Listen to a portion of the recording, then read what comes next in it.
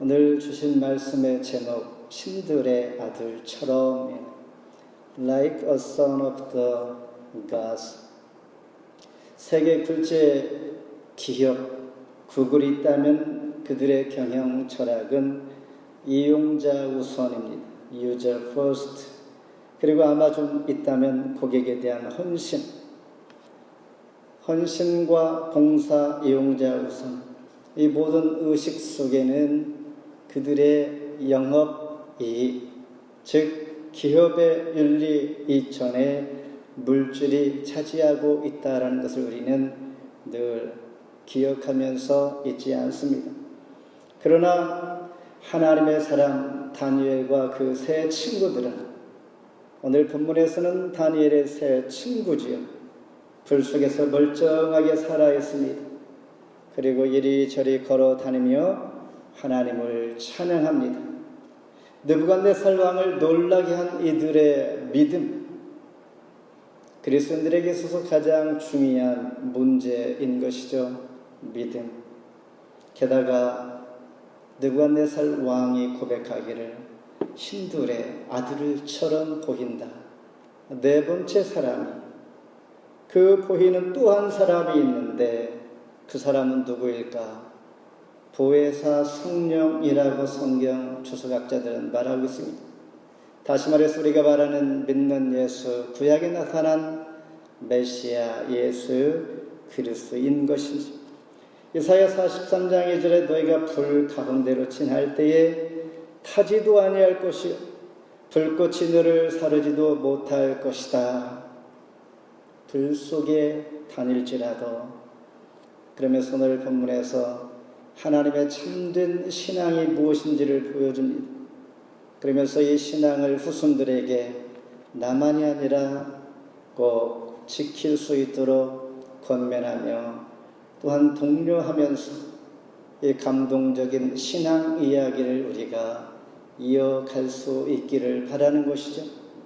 주신 말씀에서 함께 은혜의 시간 되기를 바라면서 먼저 느부갓네살 왕의 신상, 오늘 3장 전체 이야기는 다 읽을 수 없기에 제가 1절을 다시 한번 읽어드립니다. 3장 1절 성경 가지신 분들은 함께 봉독해도 좋겠습니다. 느부갓네살 왕이 금으로 신상을 만들었으니 높이는 60규빗이요 너비는 6규빗이라. 그것을 바벨론 지방의 두라 평지에 세웠더라. 바벨론의 뿌리, 우리가 그 뿌리를 찾아가면 이러한 상황을 우리가 조금은 이해하게 됩니다. 바벨론의 뿌리는 창세기 11장 바벨탑에서 시작이 됩니다.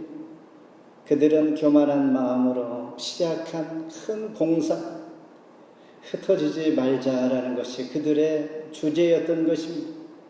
그런데 하나님께서는 언어를 혼잡게 함으로 흩어버리게 됩니다.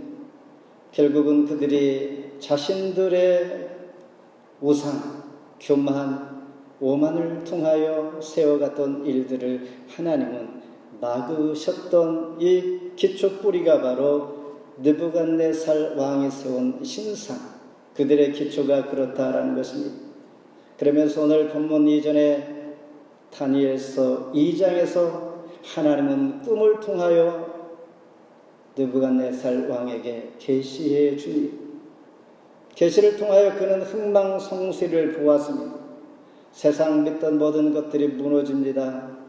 그리고 심판 그날이 올 것이며, 그리고 그가 꿈꾸는 제국 역시 무너질지도 모른다는 두려움이 휩싸게 되면서 특별히 그의 후계를 이어갈 아들이 교만과 독선으로 가득 차니 이 제국을 어떻게 세워갈 수 있을까라는 고민을 하게 됩니다.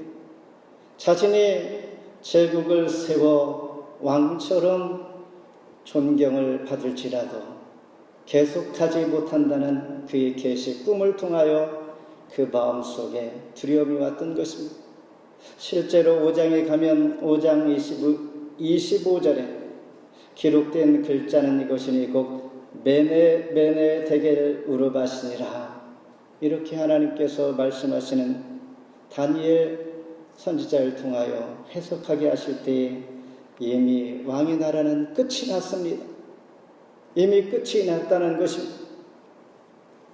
그래서 이 두려움에 휩싸였던 느부갓네살 왕은 자신의 모양을 닮은 거대한 금신상을 세우게 되는 것이죠.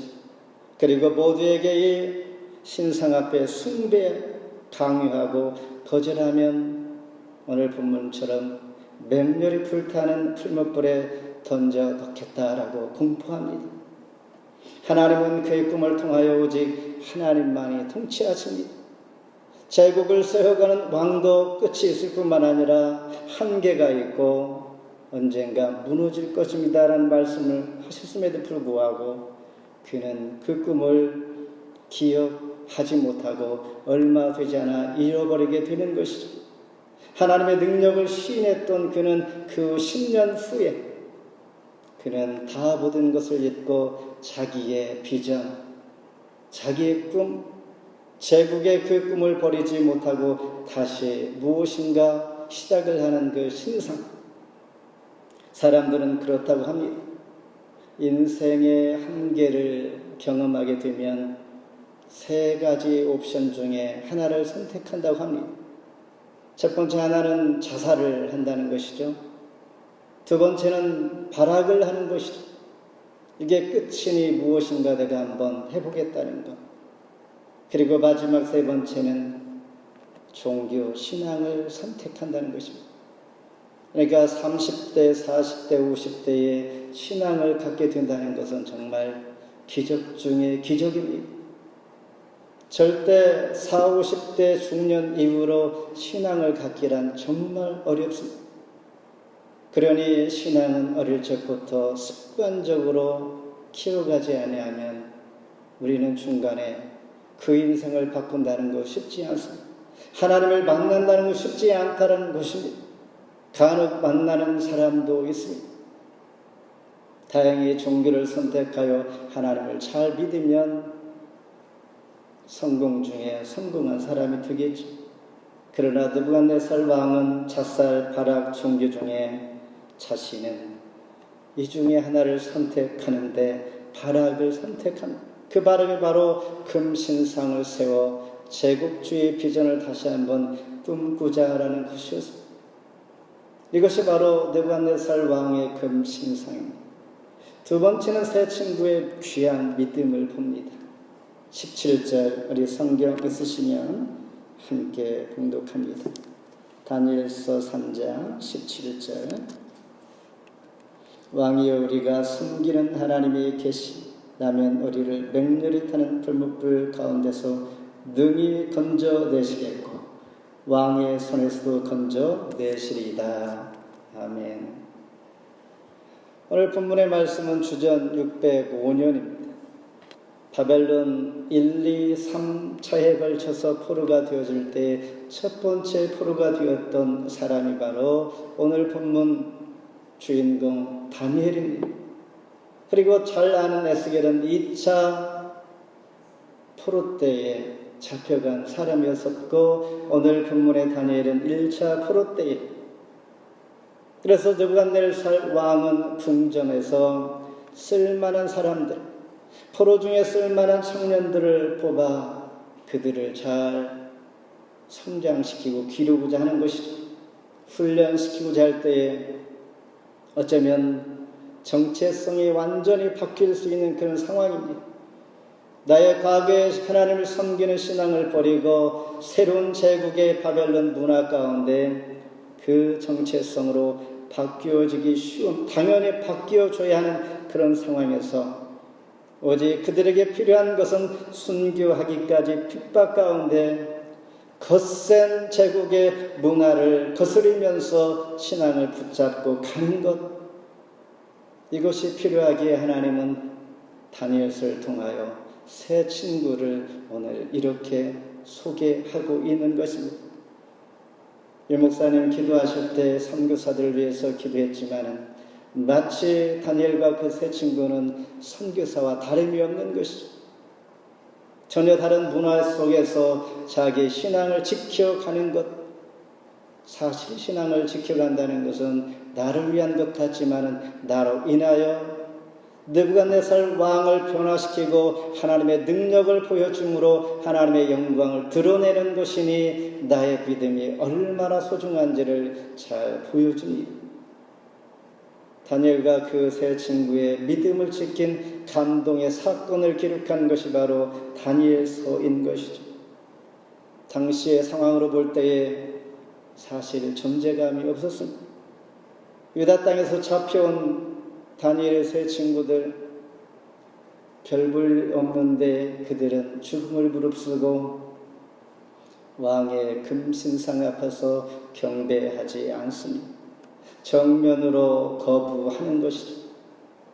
믿음을 이렇게 지킨 이유가 무엇일까라는 생각을 해볼 때에 세상적으로 참 이들은 융통성이 참 없구나라는 생각을 합니다.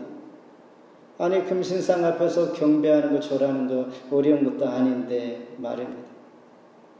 괜히 왕으로부터 미움을 받을 이유가 뭐가 있겠는가 이런 생각을 하면서 오늘 우리 신앙들을 이런 상황에서 비춰보면서 하나님께서 원하시는 믿음이 무엇인지를 뒤돌아보게 하는 것이죠.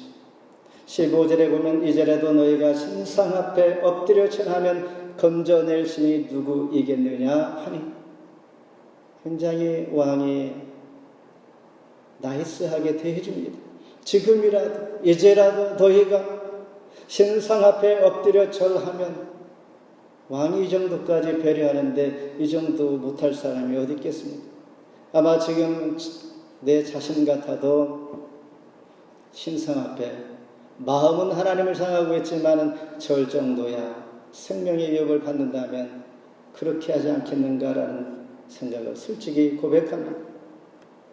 그렇다면 이 세 친구는 솔직히 조금 타협을 한다면 이런 생각을 했을 것입니다. 왕이시여, 조금만 참아주세요. 제가 기도해 본 후에 그렇게 한번 해보겠습니다. 아니면 다른 방법으로 풀무불에 던지지 마시고 처벌해 주세요 라고 선처를 구할 수도 있는 것이죠. 이 정도 하면 사실 믿음의 사람이라고 우리는 충분히 인정할 수가 있습니다. 그런데 단호히 거절한다는 것이죠. 여러분, 풀무불에 들어가 죽음을 보면은 믿음의 사람 하면 다니엘서니까 당연히 다니엘이 들어갔겠죠 라고 생각하고 있죠. 풀무불에 누가 들어갔습니까? 다니엘 들어갔습니까? 안 들어갔습니까? 다니엘은 들어가지 않았습니다. 다니엘의 세 친구만 들어간 것이죠.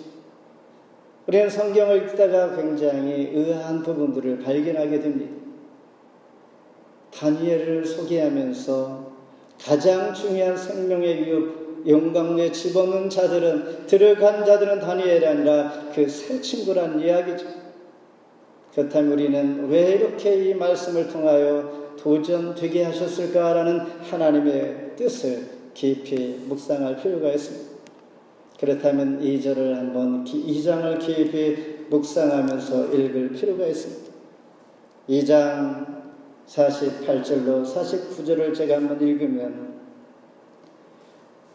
왕이 이에 다니엘을 높여 귀한 선물을 많이 주며 그를 세워 바벨론 온 지방을 다스리게 하며 또 바벨론 모든 지혜자의 어른을 삼았으며, 왕이 또 다니엘의 요구대로 사드락과 메삭과 아벳느고를 세워 바벨론 지방의 일을 다스리게 하였고 다니엘은 왕궁에 있었더라. 친구 따라 강남 간다고 함께 따랐던 세 친구는 용광로 불 속에 들어가고, 그리고 다니엘은 왕궁에 있는 것입니다. 그렇다면 의리 없이 자기는 왕궁에 있고 느부갓네살 왕을 시켜서 친구들은 지방의 대표로 일을 하게 하는 보냈다라는 것입니다. 우리가 부정적인 시각에서 볼 때는 다니엘은 나쁜 친구입니다. 그리고 부정적인 시각에서 바라보는 세 친구는 다니엘은 진짜 좋은 친구가 아닌 것이죠. 그렇다면 하나님의 말씀 안에서 우리는 배울 것이 무엇일까? 지금 믿음에 대해서 저는 말씀드리고 싶은 것입니다.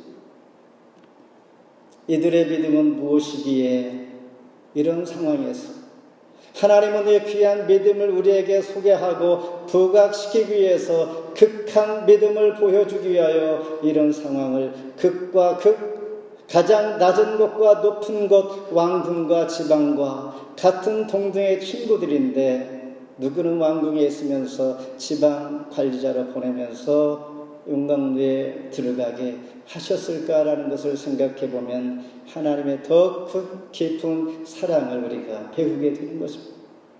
이들의 신앙은 그리 아니하실지라도, 내가 지방 관리를 쓸지라도, 그리고 가장 친한 친구가 왕궁에 있고 우리만 용광로 풀 속에 들어갈지라도 이것이 클라이막스입니다.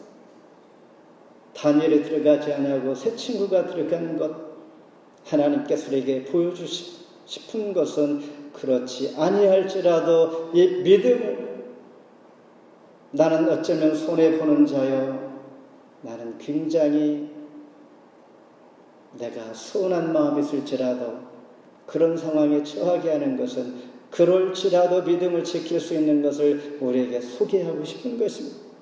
왜냐하면 세상의 모든 사람들이 좋은 위치에 좋은 환경만 줄 수 없다는 것입니다.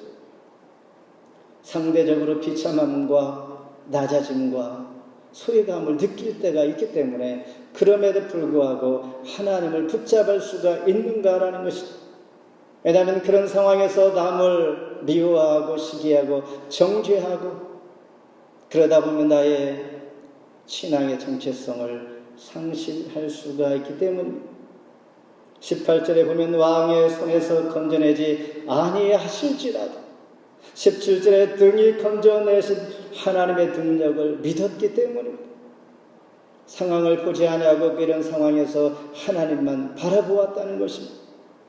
누가요? 다니엘이 아닌 다니엘의 새 친구가 이렇게 이 땅에서 믿음을 지키고 살아간다는 것, 쉽지가 않다는 모습을 우리에게 보여주면서 우리에게 진정한 믿음이 무엇인지를 교훈해주고 있는 것입니다.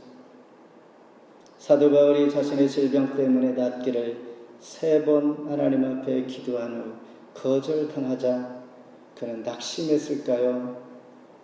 하나님의 뜻을 알게 된 것입니다. 하나님의 분명히 나의 기도를 응답해 주지 않은 이유가 있을 거예요. 나를 더 좋게 하시는 하나님, 이 부분에서 우리는 정말 믿음을 내 자신이 테스트해야 합니다. 그럼에도 불구하고 하나님의 뜻을 바라보는 것이죠. 왜 나만 이렇게 공평하지 않게 하는가 라고 하기 전에 하나님은 더 큰 복을 주시려고 할 거예요. 왜 우리만 적은 수요 이렇게 우리 교회와 우리 가정과 나는 왜 그렇습니까? 라고 하기 전에 하나님 이곳에서 더 귀한 것을 얻게 하시고 바라보게 하시고 하나님만 바라보게 하시는 놀라운 비밀이 있다는 사실을 볼 때에 정말 우리는 감사한 것입니다. 기도할 이유가 있다는 것이요, 나의 믿음을 내가 스스로가 확인할 수 있다는 사실이요, 내가 저쪽 물에 가 있다면 나는 얼마든지 나의 위치와 자존감을 가지고 살아갈 수 있을 텐데 말입니다 라는 생각을 할 때 있죠. 그러나 하나님은 이런 모습일 수 있다라는 것을 보여주면서 사도 바울이 하나님의 뜻을 알게 된 것입니다. 어느 때 기도가 거절당하자 믿음은 내가 바라는 좋은 결과만이 아닌 것을 알게 됩니다. 오늘 말씀드리는 것은 초신자에게 아니라 조금 더 성숙된 신자에게, 믿음이 큰 그릇은 정말 응답이 어렵습니다. 왜냐하면 그릇이 크므로 오랜 동안 채워가야 하므로 기도 응답이 오랜 기도가 필요한 것입니다. 초신자들은 기도하면 한 방에 응답이 될 경우가 대부분입니다. 그릇이 작기 때문에 한두 번 하면 응답이 됩니다. 우리의 기도 쉽지 않고 응답이 어려울 때, 오랜 동안 기다릴 때 나의 믿음의 그릇은 하나님 보시기에 크다라는 것을 우리가 감사해야 합니다. 어떤 결과가 올지라도 하나님 좋은 것을 주실 거야 라는 이 믿음, 바로 다니엘의 세 친구가 이런 믿음이 있었습니다. 마지막으로 느부갓네살 왕이 변화를 받게 됩니다. 28절 같이 한번 읽습니다. 3장 28절 시작. 느부갓네살이 나라 이르되 사드락과 메삭과 아벳느고의 하나님을 찬송할지로다. 그가 그의 천사를 보내사 자기를 의리하고 그들의 몸을 바쳐 왕의 명령을 거역하고 그 하나님 밖에는 다른 신을 섬기지 아니하며 그에게 절하지 아니한 종들을 구원하셨도다. 다니엘의 세 친구, 이 당돌한 이 반응에 느부갓네살 왕은 상당히 어이가 없었을 것입니다. 존재감도 없는 것들이 왕이 이렇게 배려를 함에도 불구하고 거절하다니 왕이 상당히 어이가 없고 황당했을 것입니다. 상대 될 만한 자들도 아닌데 도대체 그들이 무엇이기에 그럴까? 그러면서 그들을 풀불에 집어넣어 귀하여 용사변명이 그들을 집어들면서 불이 얼마나 뜨거운지 그들은 타지 아니하고 불 속에 집어넣는 자들이 다 죽었다고 하죠. 그런데 세 친구는 그 용광로 속에서 있습니다. 그러면서 3명만 집어넣는데 4명이 보이는 것이죠. 우리는 처음에는 옛날에는 4명이니까 당연히 다니엘과 세 친구지. 다니엘은 아니라고 분명히 말씀드렸습니다. 근데 세 친구만 넣었는데 4사람이 있어서 그 안에서 걸어 다니는 거죠. 그러면서 느부갓네살 왕이 말하기를 신들의 아들이라고 표현합니다. 신들은 하나님이 아니라 small g, gods, 많은 신들의 아들이니 그가 생각하는 그 신들의 아들은 그래도 대단한 수많은 신 중에 가장 훌륭한 우리가 말하는 왕 중에 왕 같은 신일 거야 라는 생각을 갑자기 들었다는 것이죠. 여기에서 성경의 주수학자들은 신들의 아들은 보혜사 성령 하나님을 말하고 있습니다. 앞서 말씀드린 것처럼 지금 우리가 믿는 메시아 예수 그리스도 구약의 예수를 보여주신 것입니다. 그러니까 세 친구의 믿음 때문에 용광로 속에서도 하나님을 경험한 그들이 있는 뜨거운 불 속일지라도 하나님을 만나니 하나님이 털끝 하나 상하지 않게 한 것을 왕이 이렇게 고백합니다. 29절에 그러므로 내가 이제 조서를 내리노니 이같이 사람을 구원할 다른 신이 없음이니라 하더라. 그러니 나의 믿음은 하나님을 영화롭게 하는 것입니다. 하나님의 영광을 위해 우리가 살아갑니다. 그러나 그 영광이 과연 무엇일까? 대단한 어느 순간에 번쩍하는 것이 아니라 내가 믿음을 지켜 살아가는 자체가 바로 하나님께 영광인 것이죠. 나로 인하여 다른 이들이 하나님을 알게 될 때의 말입니다. 다니엘의 세 친구는 영광 속에서 살아계신 하나님을 만났습니다. 느부갓네살 왕도 바라보면서 그가 다른 참모들을 데리고 와서 그 모습을 보면서 순식간에 사드락, 메삭, 아벳노는 살아계신 하나님의 아들들이야 하면서 찬양을 하게 됩니다. 경배의 순간으로 바뀌는 것입니다. 하나님을 알지 못하는 자가 하나님을 경배하게 되는 것이죠.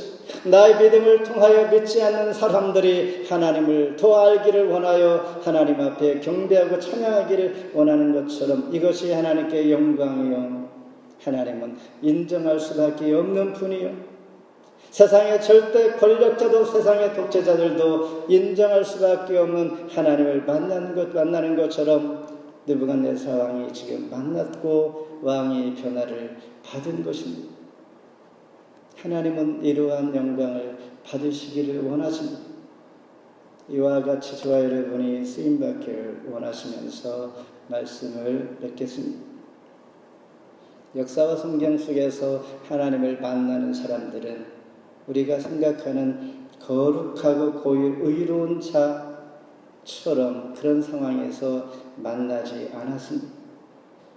하나님을 만날 때 비참한 중에도 만난 그러한 일들이 수없이 많습니다.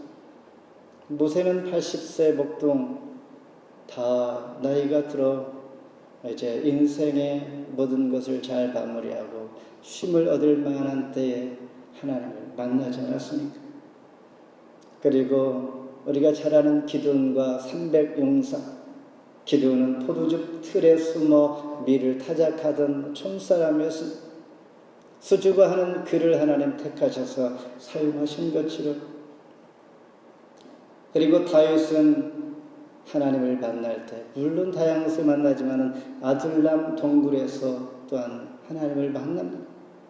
요나는 평소에도 만났지만 가장 아름다운 만남은 고래 뱃속에서 만난 하나님. 사도 바울은 자신이 하나님 사람이라고 당당히 율법 아래 행했던, 혈기가 왕성했던 그는 사실상 다메섹 도상에서 별거 다 아닌 나약한 사람의 모습으로 하나님을 만나게 됩니다. 다니엘의 세 친구도 용광로 불 속에서 만난 것처럼 말입니다. 여러분들은 어느 때 하나님을 만납니까? 다시 말해서 내가 하나님의 사람인 그 정체성을 잃지 아니하고 믿음을 지키며, 그리고 하나님께서 나를 지켜주실 줄을 확신하는 것. 이미 그의 세 친구는 하나님 앞에 그냥 바뀌어버렸습니다. 불 속에 들어간다는 것은 죽음이잖아요. 믿음으로 하나님 앞에 살 줄을 내가 믿는다, 이런 고백입니다. 그때의 신들의 아들 보혜사 성령 하나님을 만나 하나님께서 그들을 불탄 냄새도 나지 않게 하셨다는 것. 그렇다고 지금 용광로에 들어가란 말이 아닙니다. 저와 여러분이 살아가는 환경 가운데 얼마든지 다양한 조건에서 하나님을 만나게 되는데, 그 만날 때의 그 믿음을 지키는 그 믿음 때문에 하나님께서 영광을 받으시면서 바벨론 포로가 되었을 때, 다른 문화에서 낯선 곳에서 우리가 이 환경의 상황이 절대 보통이 아니고 어쩌면 참 힘들어, 왜 하나님께서 왜 이렇게 라고 할 때에 그곳에서 하나님은 영광을 받으신다라는 것을 보여줄 때, 포로가 되었던 다니엘과 그 친구들 통하여 이스라엘 전체 백성들에게 너희들에게 지금 필요한 것은 정체성 잃지 말고 믿음을 지켜가라. 그럴 때 어떤 상황일지라도 내가 만나 주시는 살아계신 하나님이신 것을 내가 알기를 원한다라는 이 메시지를 주기 위한 말씀, 오늘 본문을 통하여 욥이 고백한 것처럼 그가 나를 죽일지라도 그를 신뢰하겠나이다. 이 고백과 함께 한 주 동안 승리하는 저와 여러분 되기를 주의 이름으로 축원합니다. 기도하겠습니다.